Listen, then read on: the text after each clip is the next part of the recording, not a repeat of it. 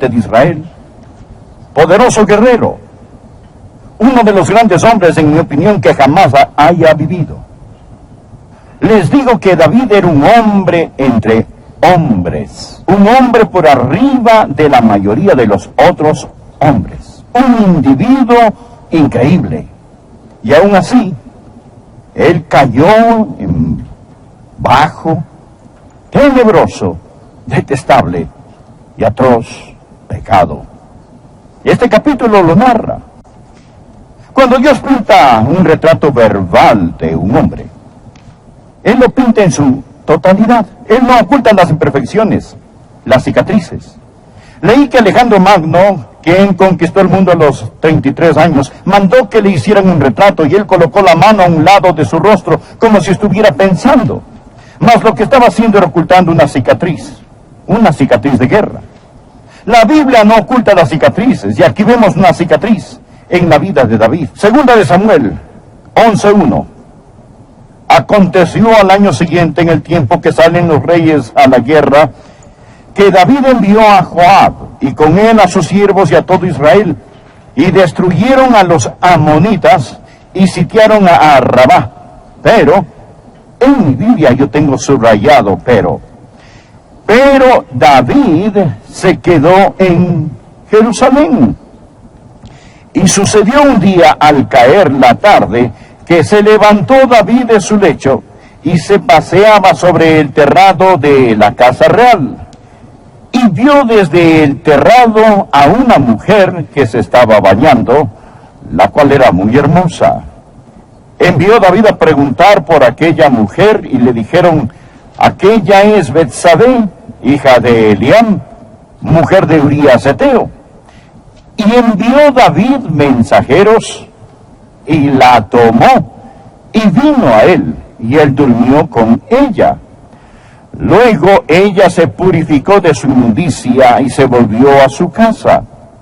Y concibió la mujer y envió a hacerlo saber a David, diciendo: estoy encinta. Existen 3 puntos que deseo que usted vea conmigo al estudiar este pasaje. Jóvenes en el balcón, por favor presten atención, porque esto es algo que van a tener que enfrentar los de entre ustedes que claman el nombre de Jesús. Primero, veremos lo que voy a llamar la trágica causa del pecado de David. ¿Cómo un hombre como él pudo caer en pecado? Un buen hombre. Permítame decirle cuál fue su pecado. Primero, su pecado fue de ociosidad. El pecado de ociosidad. Miren los versículos 1 y 2. La Biblia dice aquí que era el tiempo que salen los reyes a la guerra. Pero David estaba en Jerusalén. La Biblia dice que la cosecha había terminado y que la batalla había comenzado. Hay 2 campos en los que todos necesitamos permanecer. Uno es el campo de cosecha y el otro es la batalla. Si es un hombre de Dios, una mujer de Dios, un niño de Dios, Dios nunca ha planeado que usted esté fuera del campo de cosecha o el de la batalla. Si no estamos en el campo de cosecha, debemos estar en el de la batalla. Si no estamos en uno, debemos estar en otro. Aquí está el problema. David no estaba haciendo algo malo en particular, excepto que falló en hacer lo correcto. El pecado de David aquí es el pecado de omisión, es el pecado de ociosidad. Hemos oído el decir que la ociosidad, que un corazón y una mente ociosa son el taller del diablo, el pecado de omisión. La Biblia dice: al que sabe hacer lo bueno y no lo hace, le es pecado. Voy a decirles algo, amigos. Todo pecado, al final y al cabo, es un pecado de omisión. Todo pecado, porque si usted hace lo que debe hacer, no puede hacer lo que no debe hacer, ¿no es cierto? David debió haber estado con sus compatriotas en la guerra. Él debió haber estado en la batalla del rey, peleando la guerra del rey, pero no lo hizo. ¿Qué estaba haciendo? Él estaba en la cama. ¿A qué hora estaba acostado? Escuche, estaba acostado en la tarde. La Biblia dice que al caer la tarde, se levantó David de su lecho. Él estaba en la cama, perezoso, y al levantarse salió a caminar en el terrado. Existe un tiempo para el descanso legítimo. Pero se supone que no debe pasarse todo el día en la cama. La Biblia dice en Proverbios 24, versículos 33 y 34, un poco de sueño cabeceando, otro poco poniendo mano sobre mano, otro poco para dormir. Así vendrá como caminante tu necesidad y tu pobreza como hombre armado. ¿Dónde pecó? Número 1, fue un pecado de ociosidad. Número 2, fue un pecado de negligencia. David era un rey guerrero, pero ahora se había quitado su armadura. ¿Mas qué nos dice la Biblia que debemos hacer? En 2 Timoteo capítulo 2 versículo 3 dice, sufre penalidades como buen soldado de Jesucristo. ¿Por qué se quitó David su armadura? Se estaba llevando a cabo una batalla, pero David había tenido tantas victorias, que estaba tomándolas por un hecho. Él simplemente presumía que Dios lo iba a seguir bendiciendo. Le diré que más fue. No solo fue pecado de ociosidad, no solo fue pecado de negligencia, sino que fue un pecado de impulsividad.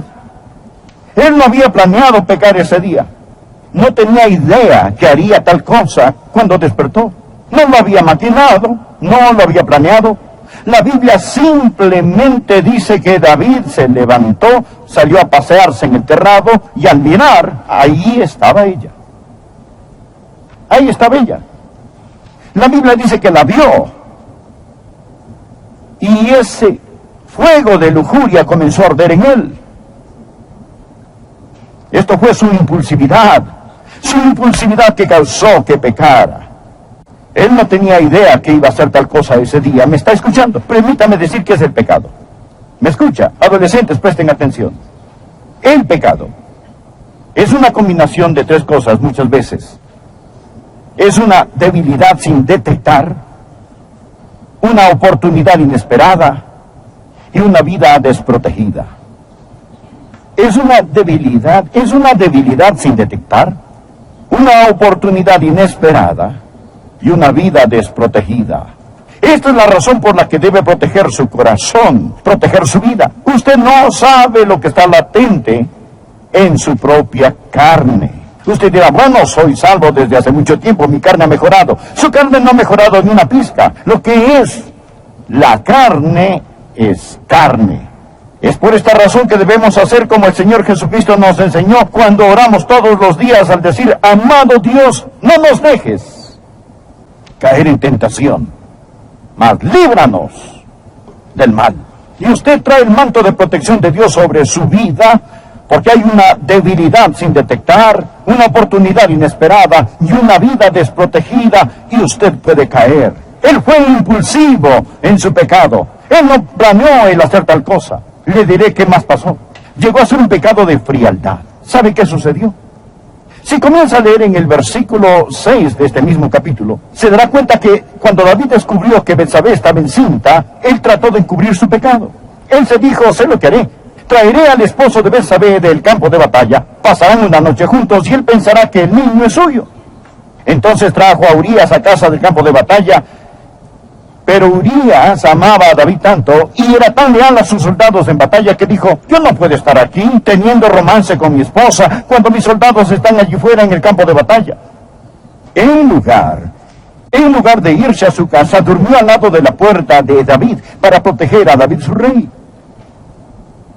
Cuando David se dio cuenta que el plan no iba a funcionar, pensó, ay, yo tengo que hacer algo para deshacerme de Urías, porque Urías va a saber que este bebé no es su hijo. Entonces David llamó al comandante en jefe de sus ejércitos, Joab, y le dijo, toma a Urías y ponlo al frente de la batalla, al frente de lo más recio de la batalla. Y en el momento en que él esté en la zona más peligrosa de frente, retira las tropas, déjenlo solo para que muera allí, y así podemos decir a todos que murió en guerra. Era un plan diabólico concebido en el infierno.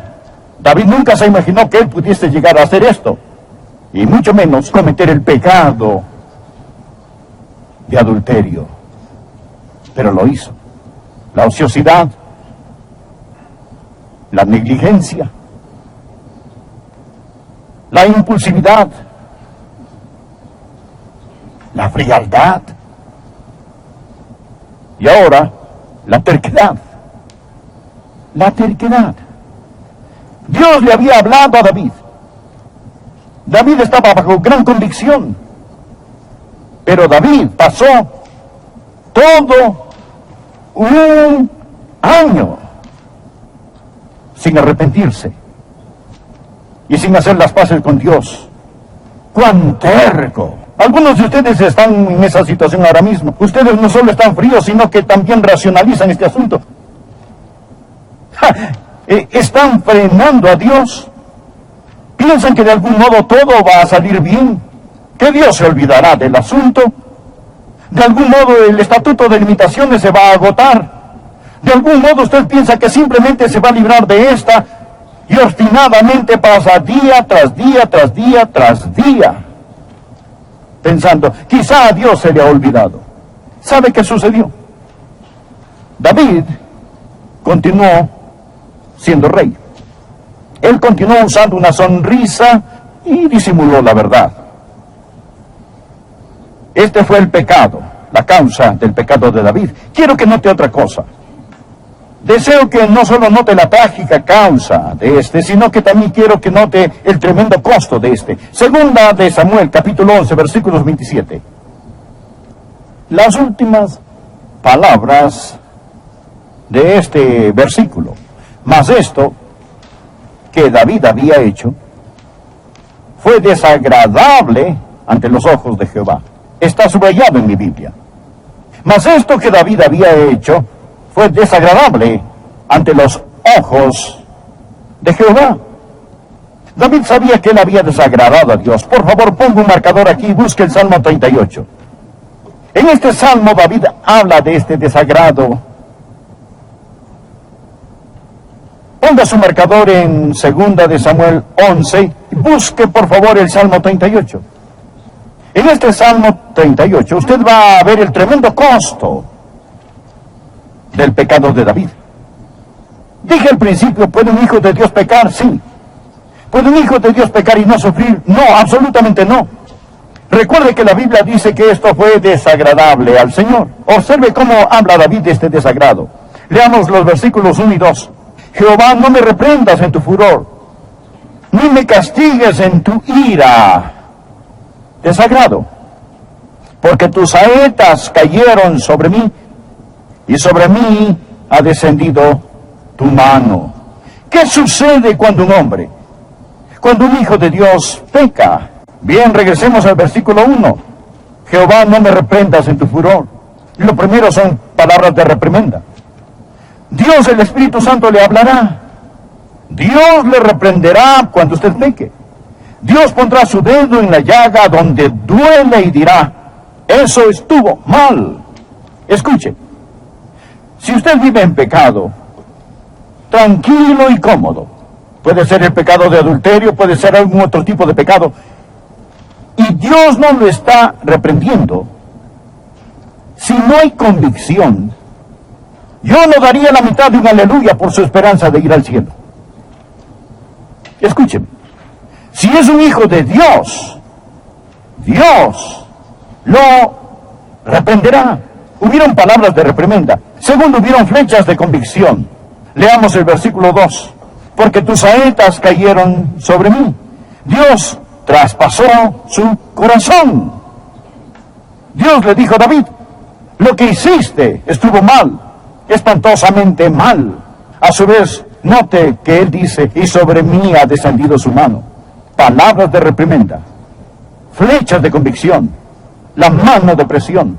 Algunos tienen la idea, bueno, si pecamos, Dios simplemente nos desecha.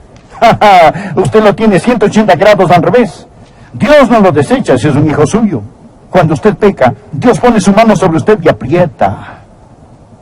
David dice, tu mano estaba pesada sobre mí. En el Salmo 51 David menciona que sus huesos han sido quebrantados. Él era un poeta, habla poéticamente, dice, Dios me has aplastado, Dios me exprimes la vida.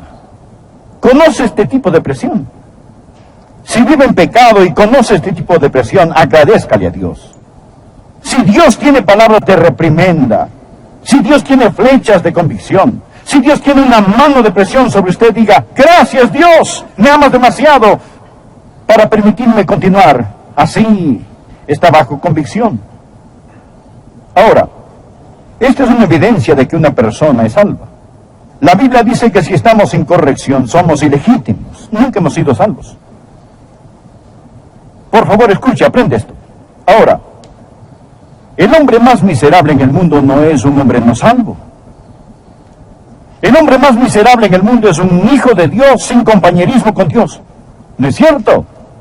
Mucho más miserable que un hombre no salvo. Otros hombres en el reino pudieron haber hecho lo mismo y nunca sentir lo que David sintió. Cuando Dios lo salva, Dios no le arregla para que nunca más pueda pecar, sino que lo transforma para que usted al pecar no pueda disfrutarlo más.